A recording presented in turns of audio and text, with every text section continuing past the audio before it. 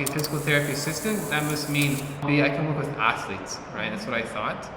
I was in the lab and I was looking around and there's just like a bunch of hospital beds. I'm like, oh, like as a 19-year-old, I'm like, no, I can't. Like, what did I get myself into? I'm like, I can't do this.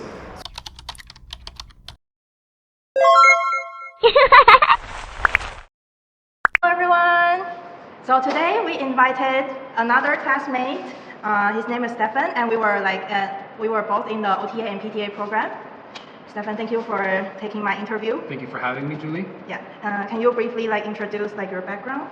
I took a 1 year off in high school, and then I took a gap year, and then I came back when I was 19 to start the program.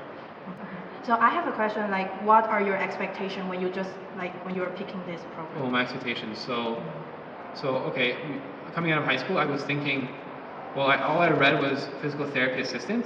So I thought, okay, physical therapy assistant, that must mean I must be kind of doing what a physical therapist does. And I know physical therapists, they can work with sports. So I thought, okay, you know what? I can work with athletes, right? That's what I thought. And I remember my first class, with one of our professors, Rennie. I was in the lab and I was looking around and there's just like a bunch of hospital beds. I'm like, oh, like as a 19-year-old, I'm like, no, I can't. Like, what did I get myself into? I'm like, I can't do this. So my expectations were, I wanted to train athletes. I played sports, so I wanted to train with athletes, and that's it. Yeah. Okay. So when do you feel most stressful during this 2-year program? I think the most stressful I felt is there was always the last 2 weeks of the semester. Last 2 weeks. The last 2, maybe 3 weeks of the semester. Otherwise, I can keep up with the work because I work at a little bit of a slower pace, so I can keep up with it. But then when it gets to the last 2 weeks, that's when I kind of get a little bit more stressed because I can't spend as long studying the stuff. So then I'm a little bit more rushed, and then I learn stuff, but I memorize it. I don't actually learn it. I don't know what this all means. So then I miss out a little bit about learning, and I'm more about learning than memorizing information. So you want to learn instead of just yeah. I don't want to just memorize information and So the last 2 weeks is pointless. always the finals and before the test and the week before the test. What subject do you think is the most struggling subject? Wow, boy. I can't remember much for year 1. Year 2, I can kind of remember. Maybe I think it was second year, first semester, anatomy. It was neuroanatomy. I think that was the most difficult for me. And how do you do to get through this? Oh, okay. I stayed consistent. I didn't, I didn't take big leaps. I didn't study, 6 hours for one day, and I didn't just study for 6 hours one day, and then I'm not going to study anymore. I studied an hour for one day, an hour for another day, right? So an hour each day, and kind of being consistent with my studying habits, and that was pretty much it. What helped me build, I guess, a little success, or having a little bit of success in the program. Yeah, I would say it's very success. Being able to get a good decent grades, that's what helped me. Yeah. How about teamwork? When there's a group, what do you feel you will want to tell people advice for the group work? Right. What I would say is have goals as a group what you guys want to complete, what grade you guys want to have. Communicate well. Assign, maybe not work together in understanding what roles to assign, how to formulate and structure. I think communication is number one. That's number one. That should always be talking with your group mates, checking this, checking that, making sure everyone's on the same page. I think that's the most important. I think also is getting to know your group mates, their weak spots. So maybe if you're doing some sort of a presentation or something, and somebody's not that good at doing a presentation, addressing that and providing help to that group member, something like that. Or if somebody's not good at research, helping with research and formulating thoughts and stuff and doing things like that, I think are very helpful in succeeding with the group. What advice would you give to people in your age to do this program? Okay, I would say as a young person, I don't have lots of life experience, so I don't have lots of advice. But what I would say is, in a young age, I would focus on building skills and just continuously learning and having that mindset and continuously using that mindset across your lifespan. How about the time management? What do you do for time management? My routine is I get home and my routine is different. So usually I take some of my time studying in between classes. In between. And then if it's, for example, if I'm just learning harder material, we have the opportunity for certain courses to listen to online lectures. So on my way home, I can be home and back. I'll listen to the online lecture, and it's a very easy way for me to learn without having to strain my mind and kind of think about and strain my mind and having to write stuff out. So I just listen to the professor, and then that's how I kind of learn. How I use a learning strategy to kind of. What I do is I focus on like going over the modules and studying more than like doing little assignments. I prioritize exams a little bit more than assignments. So And how do you catch up the due dates? Because there's like a lot of assignment due dates. yeah, so the short answer is it's staying up a little bit late. So if it's staying up till 11, 12, 1 a.m. And you just check the Blackboard calendar?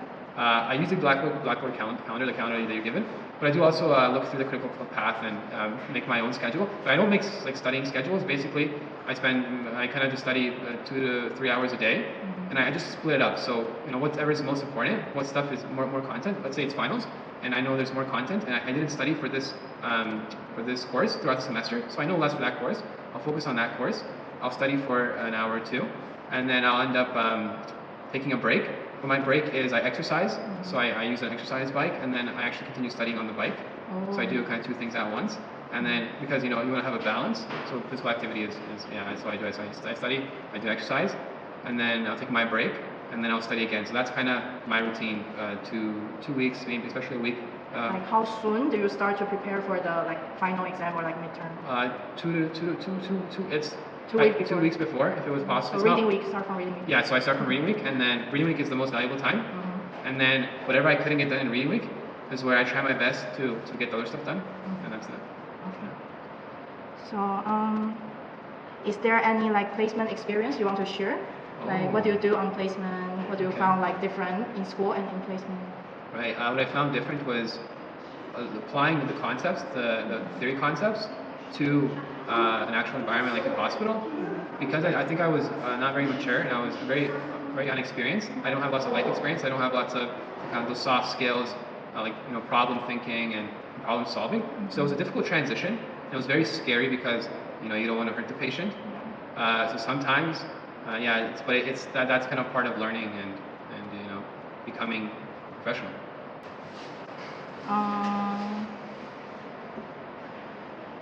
Okay, so for the placement experience, what do you think you do most of the time? What do you think you're doing? What are we doing specifically? What was I doing? My own experience? Yeah. Okay, so I won't lie. I'll be totally upfront. Most of the stuff I was doing was in my first placement. I didn't do much. My first placement was bed exercises. So very simple stuff. It was post hip and knee replacements.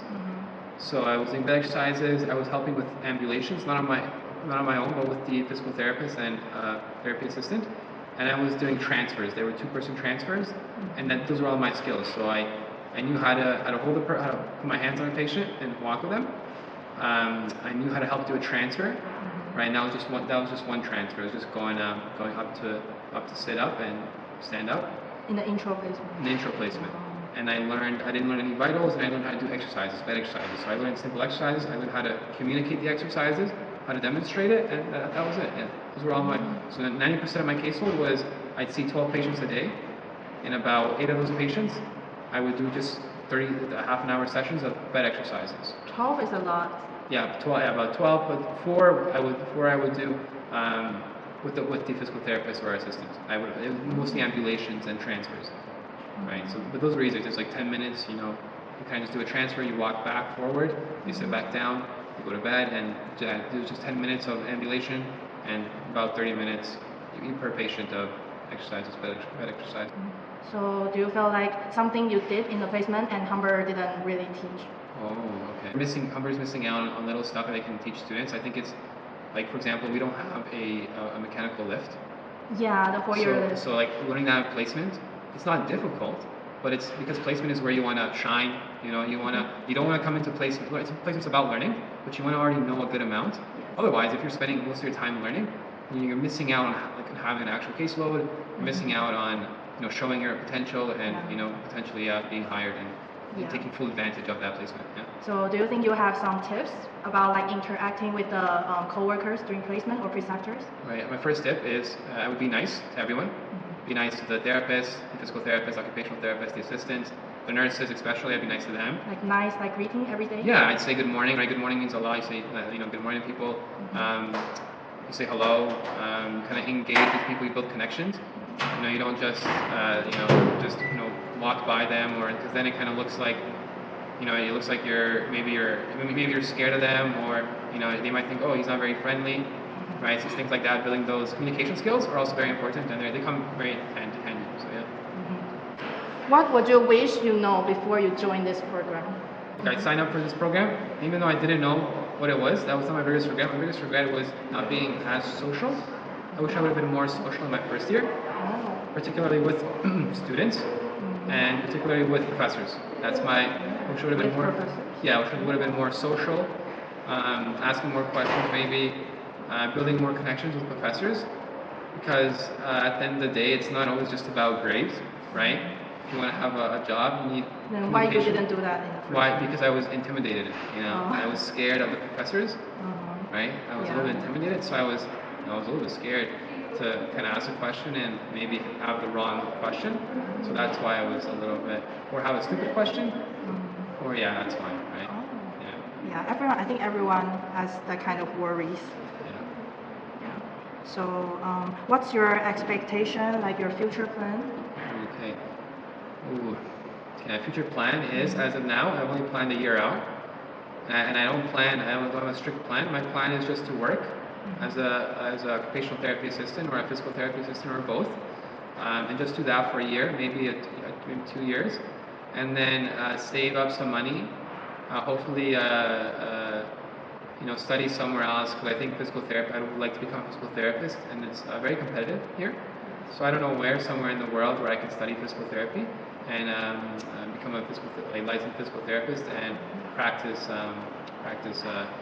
somewhere in hopefully Europe. I don't know. So you want to work for 2 years and then you will think about where to go. Yeah, I just want to work for 2 years. I want to get experience. I want to save up money and what kind of work?